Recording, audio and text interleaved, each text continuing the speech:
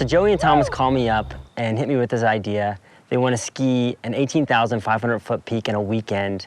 And I'm thinking this is the dumbest idea I've ever heard, and I'm definitely in. Carl's strong, but this trip is going to be really hard.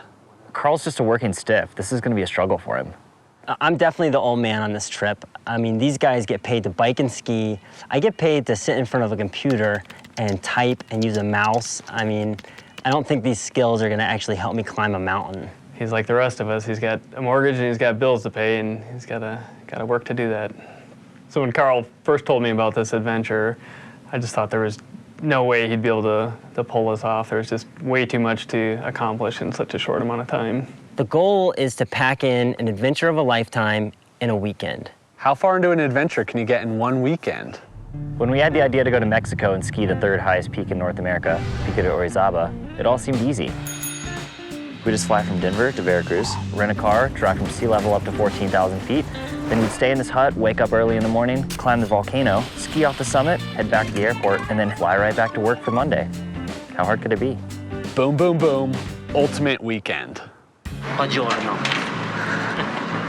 Buenos dias. We touched down in Mexico, and we have exactly 55 hours to climb and ski Orizaba, starting now.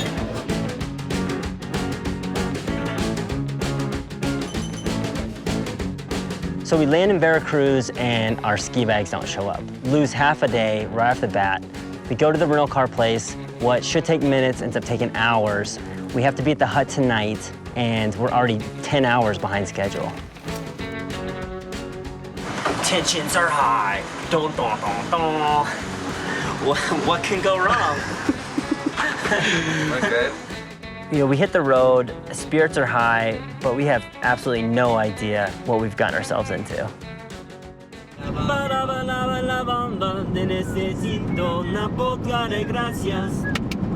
Que calores me viste en el campo en la primavera, hallando el sol, oh, oh. We roll into the town of Costco Motepec, and we realize we don't have a map. During all of our planning, I guess we forgot to print out directions. It's the third tallest peak in North America, and we can't even find it.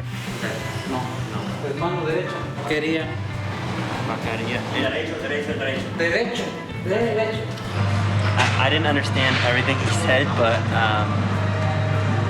you have a map. And he kept on saying go straight, straight, straight, straight, straight, straight. But I think I start with a left. I'm not sure. We're following the map, everything is going great until it starts to rain.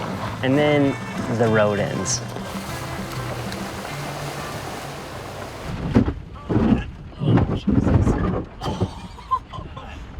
Like, kind of hurt my foot.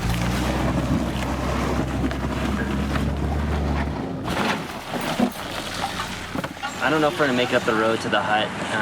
We're coming into a pretty rutted area. We've tried a couple times to move forward and it's just not looking good. We've got a two-wheel drive Jeep Patriot or something like that, and it's not performing. Give him a push. Yeah, I think you just go straight. Empuje. Listo. This trip is about to be a total failure. Okay, back.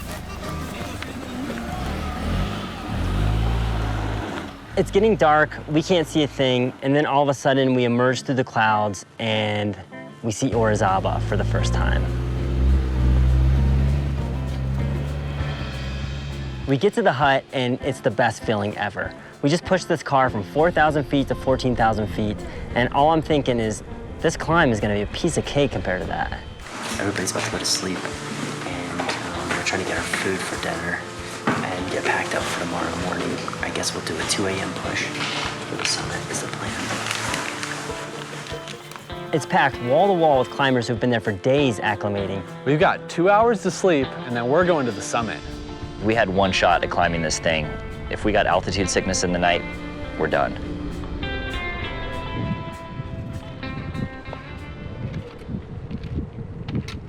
We hike all night under the moonlight, and it's a beautiful night. We finally see first light at the base of the glacier, and at this point, I'm higher than I've ever been. You're looking out and you can basically see all of Mexico. It was definitely beautiful, but all of a sudden you stop noticing everything around you, and all you can focus on is breathing and taking one step after the next. We went from sea level to 18,500 feet in a matter of hours. And your head starts to feel like it's getting crushed, and you're sipping these tiny breaths of air. It just starts to go downhill. At about 17,000 feet, I probably should have turned around, but I couldn't. I just had to keep going.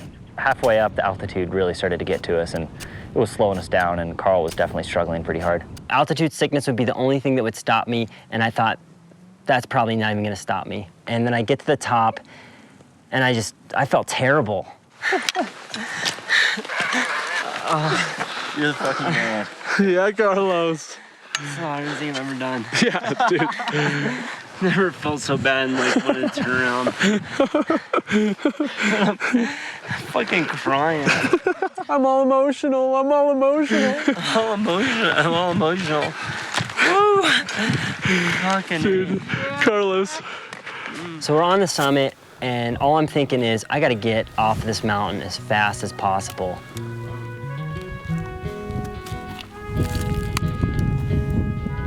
I feel like there's a bass drum just boom, boom, boom, and I'm totally dehydrated. And I just felt like I should have turned around a long time ago. This trip was full throttle from the start. From when we landed in Veracruz, this was 110% full-on adventure. And now we're standing on this massive mountain. I can't even believe it. It's always a question in the mind of the 9-to-5er. Why am I working all the time, and what else could I be doing with my life? Skiing off the top of this mountain may not be the answer, but I'd say it's pretty close.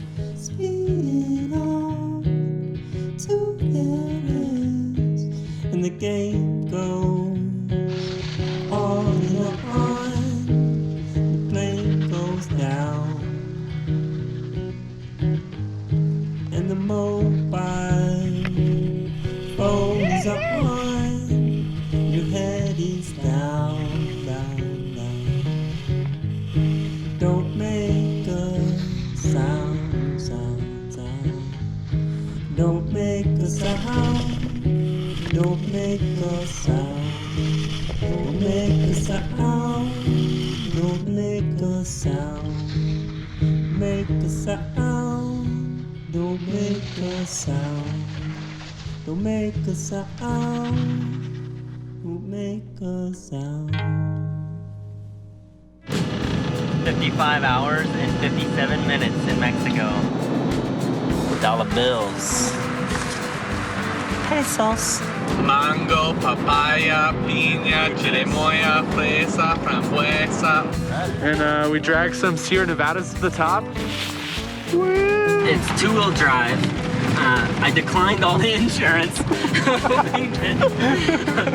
Thinking that, like, what could go wrong? What is up?